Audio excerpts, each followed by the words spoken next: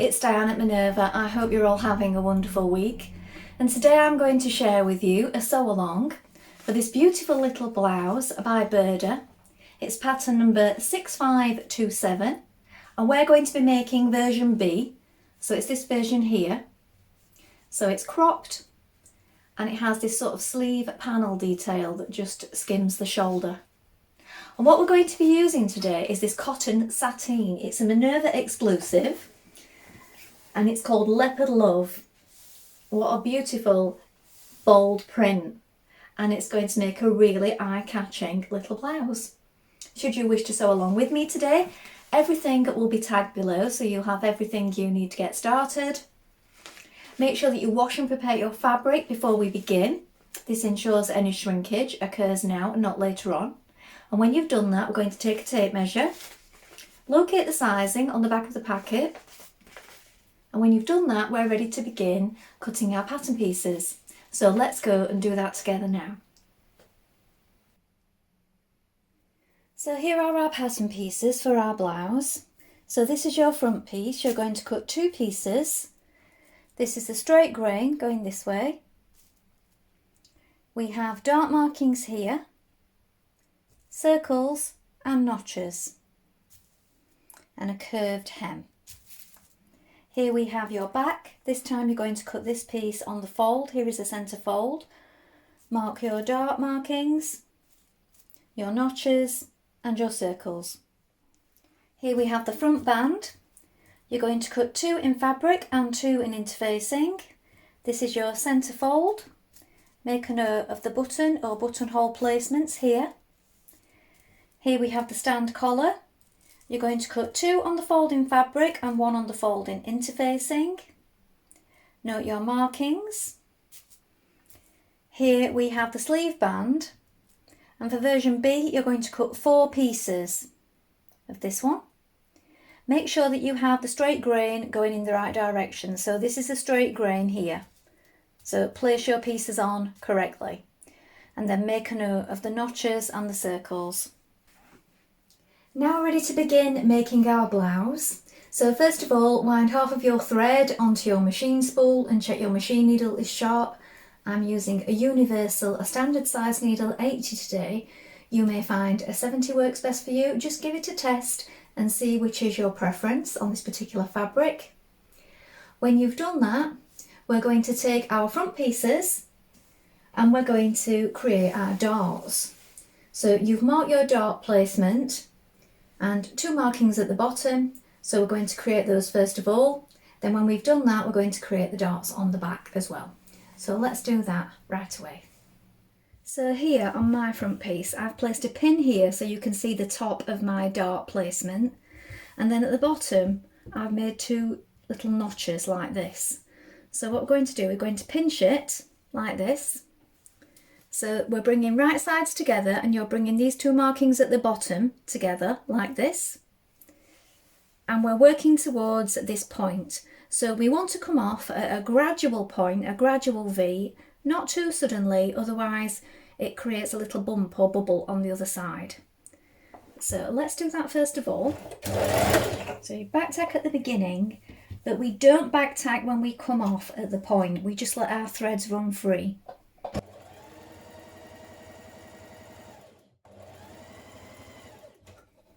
And we're going to knot these ends and push that knot down towards the point. Press it down flat and repeat on the other side. So now we have our back piece, and again we have our markings here and here for the points of our darts in the back, and again the little notches that we've made, or you may have made choke markings at the bottom here. So again, bring right sides together and work towards that point again. Now you're going to stitch your front band down the front blouse piece like this. So this is seam number 1. You're going to place these right sides together and we're going to stitch this seam with a 1.5 centimetre seam allowance. Now when you've stitched your band on, you're going to press this seam that joins towards the band and then the opposite seam to the inside Then fold on the fold line like this, so it's flat to the inside, and then you're going to stitch close to the edge. You can do this from the top side as a top stitch if you wish, or if you don't wish to have that stitching showing, you can slip stitch it on the inside. I'm going to top stitch it from the outside.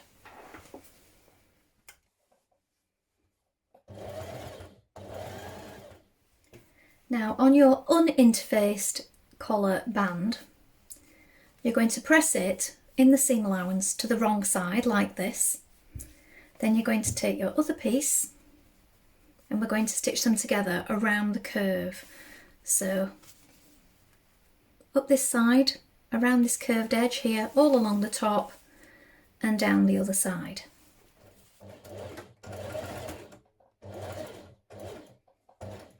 Now you're going to trim away some of that excess, and you can also snip into it, but not too close to your stitches, so we don't want that unravelling. Now lay your front pieces on your back, right sides facing, and we're going to join it together at the shoulder seams here. So pin at the shoulders, I'm going to stitch with a 1.5 centimetre seam allowance.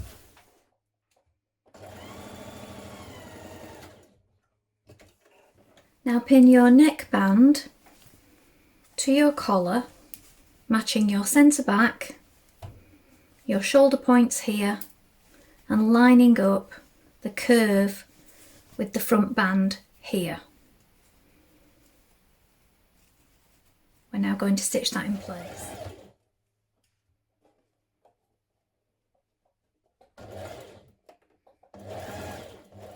Now when you've folded your band to the inside, you can either stitch it down by machine, or as I've done here, I've slip stitched it by hand.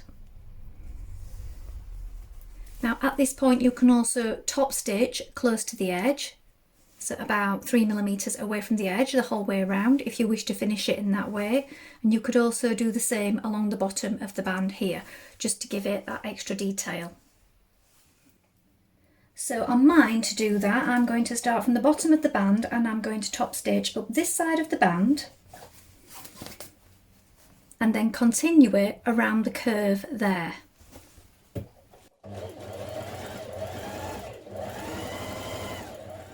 Now lay your front and your back piece right sides together and we're going to stitch the underarm seam.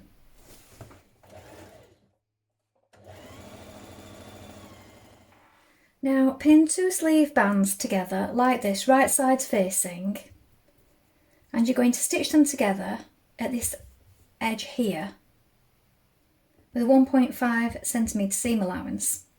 This side here with your little marking on, that's what's going to go to the shoulder. So do this with both pairs.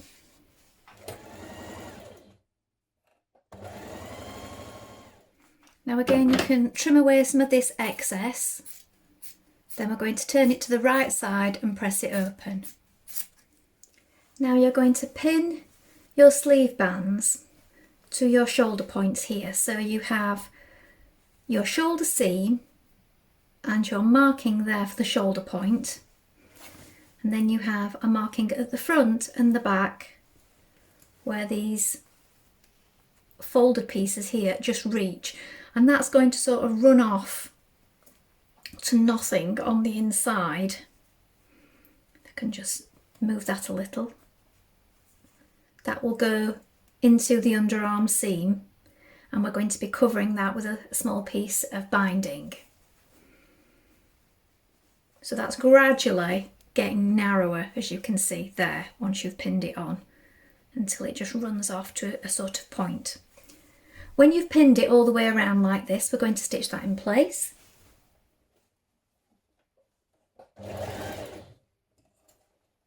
Now you're cutting two strips of your bias tape for each side. Now mine are roughly 14 centimetres, but we are going to be turning in each edge like this. And it is just basically for under the armhole. So under the armpit, where those two curved points come together, and then you have a little bit of a raw edge here. So this is sealing this in and making it all neat. So fold it in at either side like this and place it over the top, so right side's facing, right side of your top to the right side of your binding. Back tack to begin, we're going to stitch over that underarm point. And now just coming up onto the sleeve band at the other side, turn this side in again of your binding and bring that seam in to meet your original stitching.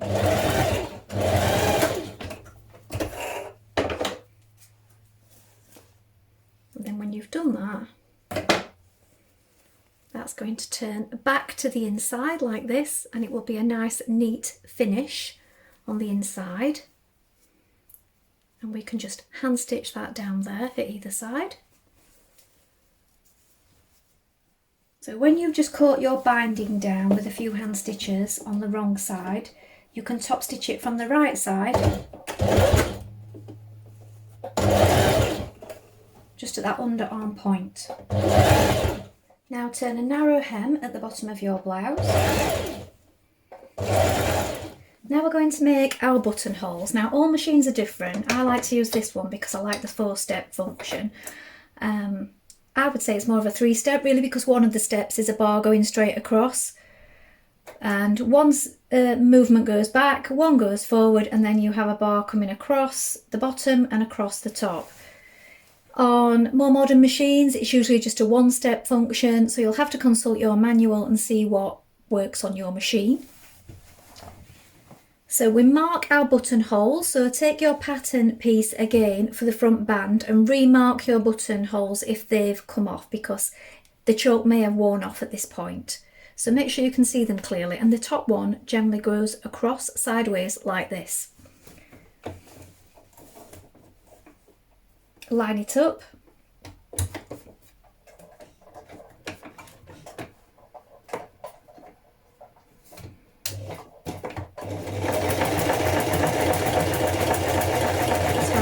We have a bar going across first of all on mine, and then it goes backwards,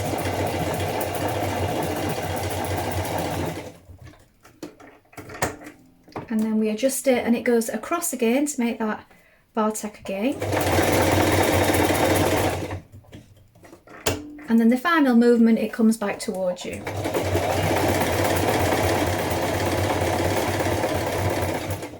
So that is how the buttonhole function works on this particular machine. And yours may be the same. When you've done that, you just need to cut the hole. Now, I like to use my scissors for this. I would not recommend using an unpicker or anything like that, because you can cut straight through your blouse doing it that way. And there are tools for doing this, but I just prefer to use the scissors to make the opening. Make the rest of your buttonholes. Now to add in your buttons, what I like to do is add one button which is lined up with the buttonhole here at the top. Then before I do the next one, I like to fasten this one. Make sure that it's lying flat. And then find the exact point from that one here with that central buttonhole point. Now, I just find that if you button it up first, as you do each one, it stops any running off centre where they should be, because if you do them all at once, that can happen sometimes. So I find if you button each one at a time and then add the next one, they line up much better. So you may wish to do it like this as well. Well, I hope you've enjoyed sewing along with me today. This has been a really fun blouse to make. Maybe next time you could try it with the short sleeves and in a rayon, a crepe, or maybe a silk fabric. Have you made this pattern before? Please let us know in the comments below, along with any photographs. We always love to see what you've been making. And of course, take a look at the Minerva Craft Club to get 10% off all your orders for a whole year. And remember to like and follow Minerva to get more video content like this every week. But that's all from me for today. Thank you so much for watching today. I hope to be back soon. Bye for now.